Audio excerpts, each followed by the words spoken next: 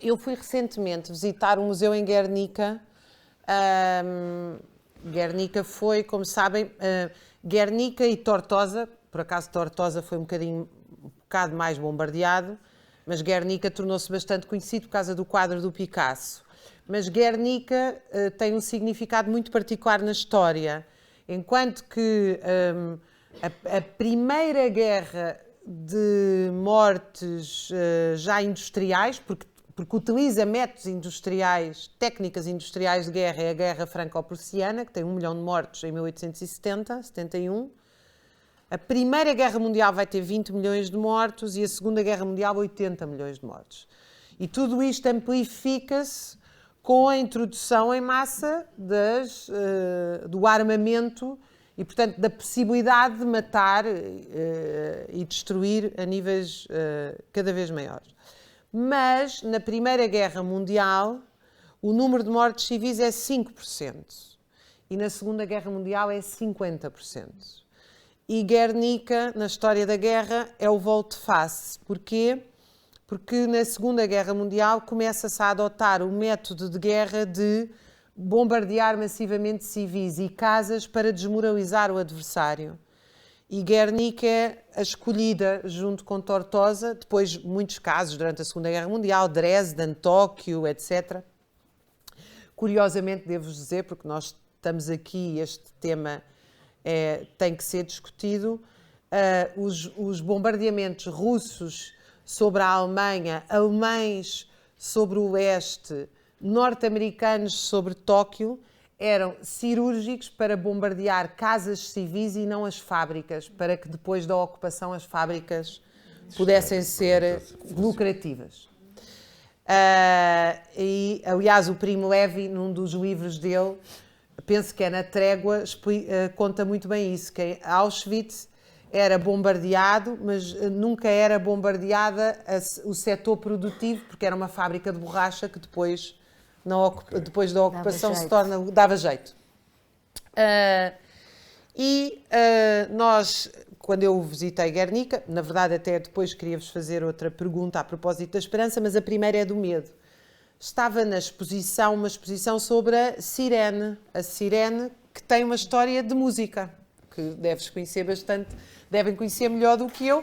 Há um compositor no século XIX que cria aquele barulho que nós hoje associamos à guerra, e toda a exposição era contar a história da Sirene. E, portanto, como é que ela passa, inicialmente não tem nada a ver com a guerra, e depois passa a ser utilizado para avisar dos bombardeamentos. Quando começam os bombardeamentos aéreos, ainda mais importante é. E eu agora dou por mim em que o frigorífico toca a sirene, o cinto do carro toca a sirene, o elevador toca a sirene. Não sei se já repararam que há um aviso nuclear de Chernobyl de 5 em 5 minutos na nossa vida. É uma coisa absolutamente espantosa. Ou seja, o exaustor ficou ligado, começa a pi, pi, pi, o despertador, não sei se vocês ainda têm aquele despertador, pi, pi, pi, é exatamente o barulho que foi lançado em Chernobyl quando rebentou o reator nuclear. Portanto, nós estamos condicionados para estar permanentemente alerta e em pânico, de manhã à noite, como se Chernobyl se tivesse não pôs o cinto, rebentou o reator nuclear. Não desligou o exaustor, reator nuclear. O carro, em todo o lado, este barulho se generalizou. Isto faz sentido? Estamos a pensar nisso, mas sim, faz muito sentido, de facto. Eu acho que então, a sua música, os sons fazem-nos sentir muitas coisas diferentes. A teoria musical lá deve estudar isso, eu não sei. Mas, essa parte eu não sei, mas com certeza as qualidades dos acordes, as harmonias, são uma viagem, apontam para diferentes caminhos consoante aquilo que também interessa. Levar o público a fazer essa viagem, o próprio alinhamento de um concerto, nós estamos a prever uma certa viagem e a gerir emoções. Porque nesta música é mais, isto vai mais abaixo, depois na outra é mais... Então temos de gerir aqui, portanto, obviamente os sons invocam coisas em nós. Portanto, eu não tinha pensado nisso assim, mas de facto é um condicionamento de Pavlov. E existe esse alarme na nossa vida. É que só ficou a porta do frigorífico aberta, não é? Não é o fim do mundo. Não é, mas agora vamos transpor isso para as redes sociais, para as redes sociais, que de outra forma, sem sons, não é aqui sem sons, mas através do algoritmo, nos deixam tão agarrados e tão em pânico se perdermos aquilo. Portanto, isso agora, saindo do som, mas essa lógica é um bocadinho transposta para nós estarmos sempre em sobressalto. Eu acho que, de facto, nós, neste momento, somos uma sociedade permanentemente em sobressalto, estamos viciados no sobressalto. Alerta. E quando não estamos... vou passar a palavra porque, fazendo-te uma provocação, quando não estamos em alerta nuclear, estamos em linha de montagem, que é a música techno. É suposto estar sempre em... Nunca largam a linha de montagem, produtividade máxima, pum, pum, pum, à beira-mar, num bar, em qualquer lado só se ouve aquela porcaria, que é suposto, eu não sei o que é, peço desculpa por ser tão indelicada, mas é sempre uma coisa que parece que me estão a martelar a cabeça, que é a mimetização do nosso som, da nossa repetição numa linha de montagem industrial. Ou seja, é suposto estarmos nestes dois estados de alma. Sim, e são aparentemente contraditórios, mas não, na verdade. Eu gostaria de dar um passo atrás e falar um bocadinho da Cirane. Da Cirane na música e no facto de haver algumas peças do compositor Edgar Varese, que tem um nome francês, mas que viveu a maior parte da vida nos Estados Unidos, mas as partituras estão escritas em francês. E há uma peça que só tem instrumentos de percussão, mas que tem sirene. E está lá escrito em francês sirene, que é igual. E, na verdade, aquelas peças passam por ser peças fundadoras, ou pertencem ao grupo de peças fundadoras da música modernista, de Schoenberg, Stravinsky, etc. E, portanto, música ligada depois, a partir de 45, ligada às vanguardas, mas aquele nome antecede umas décadas estas correntes. E, na verdade, eu confesso que aquelas sirenes sempre me incomodaram nas peças do Varese, apesar de eu gostar do resto. Quando chega a sirene,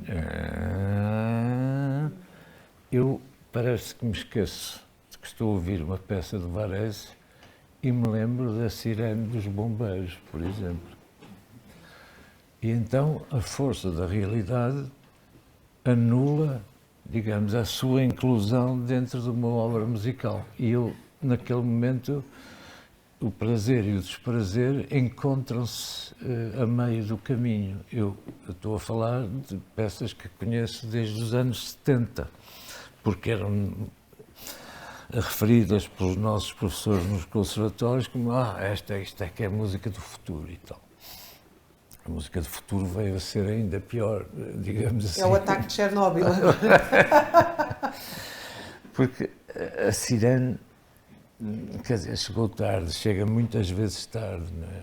Ou então continua a prevalecer no seu sentido que presida a sua utilização, no caso de bombardeamentos, o anúncio da catástrofe que vem a seguir. Quer dizer, é para as pessoas se esconderem debaixo da terra como puderem.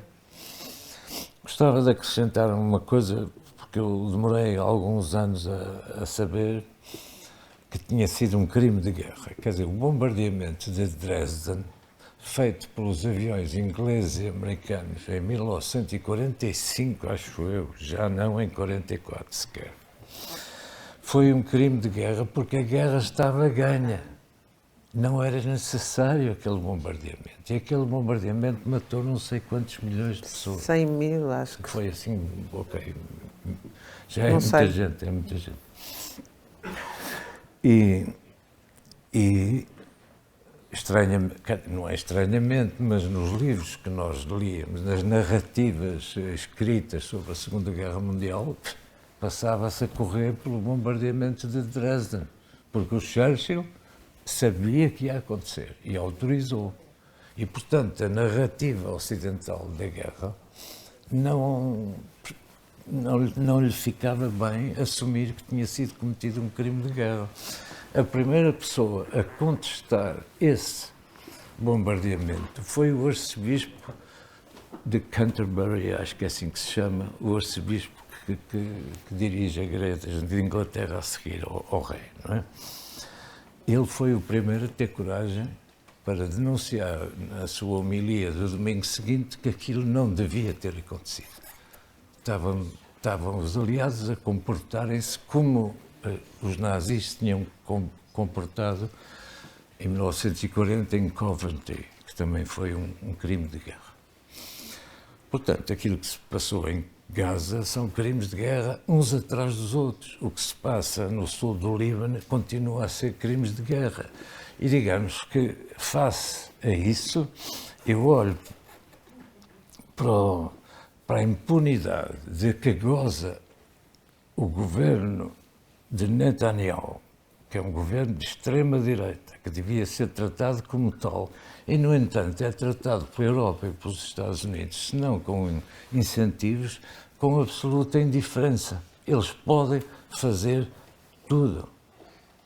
E isto não pode ser. E, portanto, eu acho muito bem que até na música, na qual eu não me reconheço, digamos assim, como artista, que é a música do Festival da Canção, que esteja a acontecer essa contestação, porque é a pessoa que partilha comigo a consciência moral contra aquilo.